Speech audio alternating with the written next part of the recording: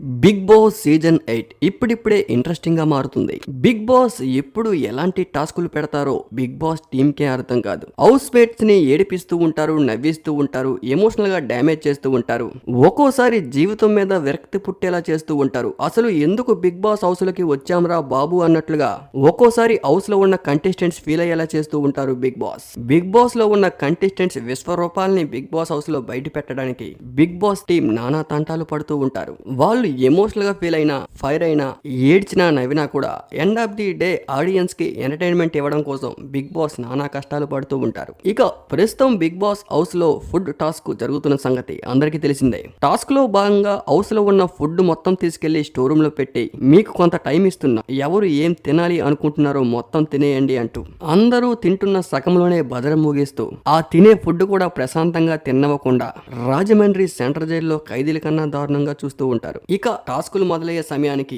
Big boss house లో ముగ్గురు chiefs గా ఇప్పుడు ఎవరున్నారో వాళ్ళ టీం సభ్యులకి టాస్కులు ఇవ్వడం మొదలు పెట్టారు. ఆ టాస్క్ లో ఎవరైతే గెలుస్తారో ఆ టీం సభ్యులకి వండుకొని తినే అవకాశాన్ని బిగ్ బాస్ కల్పిస్తూ ఉన్నారు. ఇందులో భాగంగా ఫస్ట్ టాస్క్ లో ఎస్మి టీం విన్నర్ గా నిలిచారు. Nainika team and Nikhil team ఈ టాస్క్ లో ఓడిపోయారు. ఇంట్లో ఉన్న సభ్యులు అందరూ కూడా పొద్దున్నుంచి ఆకలి ఆకలి అంటూ వరద బాధితులకు పులహారి పొట్లాలు ఎప్పుడు వస్తాయని వెయిట్ చేసినట్లుగా బిగ్ బాస్ హౌస్ లో ఉన్న కంటెస్టెంట్స్ ఫుడ్ ఎప్పుడు పెడతారా బాబు అని వెయిట్ చేసేలా చేశారు బిగ్ బాస్.